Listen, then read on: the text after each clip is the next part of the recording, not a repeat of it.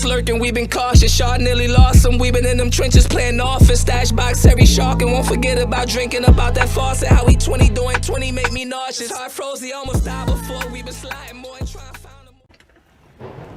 Welcome back to the Anthony Spade channel. Before we get started, go ahead and hit that subscribe button. Go ahead and hit that share button. And go ahead and hit that like button.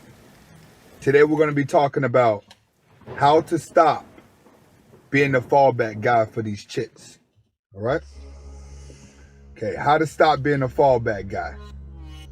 You got to understand the fallback guy's mindset and how you got that mindset.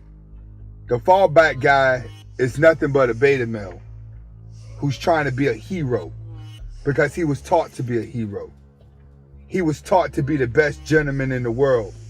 He was taught always look like the knight in shining armor. So he's always trying to rescue a woman, so he always looks like the hero. See, you have to understand about the beta male. And you have to understand how the beta male got his mindset.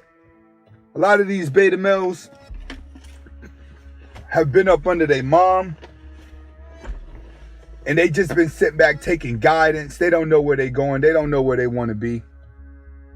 But with them being next to their mother for so long, they start to pick up on her spirit. Because when it comes to a woman doesn't look at another woman logically. She always looks at her emotionally, which is why they don't like working for other women, because they don't like the mindset that a woman in power has. Because women work better when they're dealing with victimhood. When women are constantly together about victimhood, they work better than they do at jobs. And the reason is because they live life through emotion.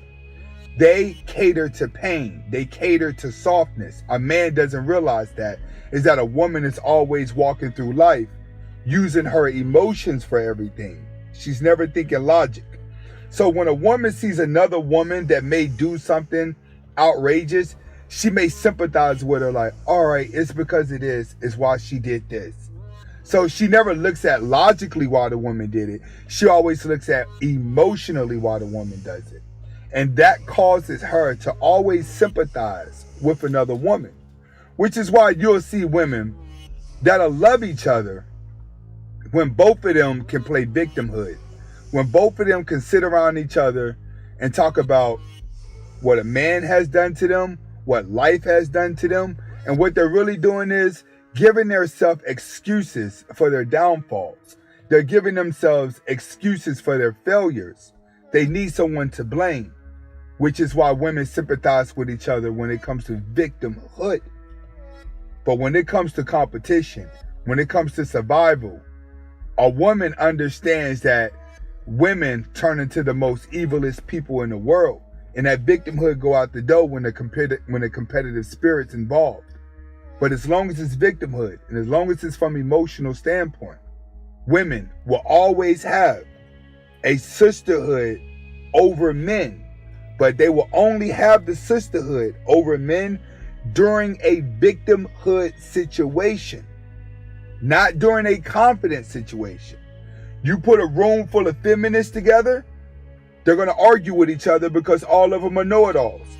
But you put one feminist in a room full of a whole bunch of victims, then she becomes the leader and she can inspire them to be tougher than what they are because of the victimhood through emotions. Now, when a beta male is next to a woman, he's around women all the time, and a woman is teaching him, he learns to adapt to a woman's emotions, not her logic. So himself, he starts sympathizing with women on her downfalls, the bad girls, the damaged ones. He's always finding a blame for it because he understands her victimhood. So he would instantly start blaming the other guy. Why? Because that's who she's going to complain to the beta male about. It's the other guy. When a beta male is used to being around females that are always complaining about men, they start to develop a dislike for men in general. They actually start taking on the mindset of a feminist woman, which you would see this in a lot of gay guys. you'll see them having the same mindsets because they developed the spirit. They've been around women long enough that they too starting to hate men for no apparent reason.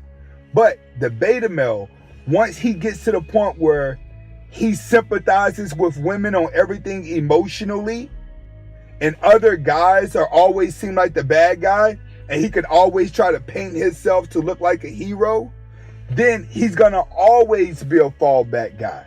And the reason why he's going to always be a fallback guy is because he wants to always save the day. He wants to always be the hero. He wants to always be the knight in shining armor. This is what keeps the beta syndrome going on is because he's under the impression that it's not women's fault the way they are. It's a man's fault. So what I'm going to do is I'm going to be the best man that they tell me to be because I want to impress all the women. What he's not realizing is they're setting you up to enslave yourself to their emotions so they can get everything out of you. He doesn't see that. He doesn't understand the fact that the woman that told him, you're a real man if you marry this girl, but that girl has 3 kids by 3 different dudes. In his brain, you know what he says? I'm a good guy if I come in her life and take care of all these kids.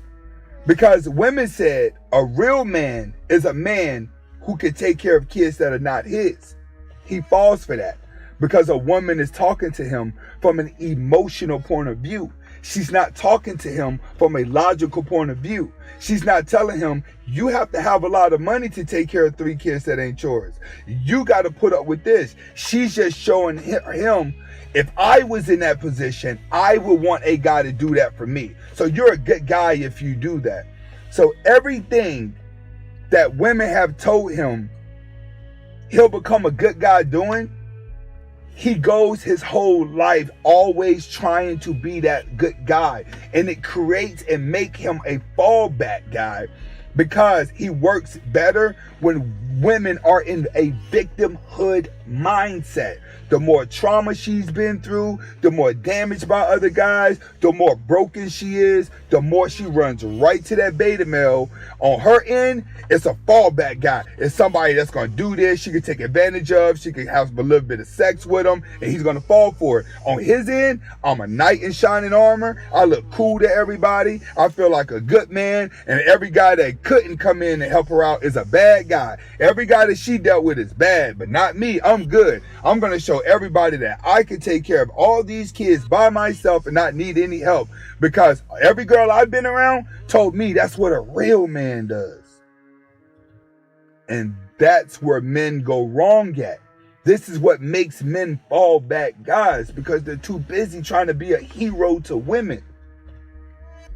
But women telling him he's a hero if he do it, but psychologically he's a simp that they're going to keep using for everything else. This would be the same guy that always has to go to somebody's house and cut the grass. He'll be the guy that always has to do stuff for free. He'll be the guy that always does this. I told guys before, fallback guys, beta males, F boys, all of them are the same. You're always catering to look like a shining star to a woman that don't care about you. Because the more of a shining star you think you are, the more of a slave you are to her. How to prevent this? The only way you could truly prevent this, to be honest with you, you got to keep taking your red pill dosage every single day until you wake up out of it. There's no set strategy. Now that you know what made you into that simp, now you know what made you into this guy. Now it's just a matter of you practicing discipline with yourself not to fall for it again.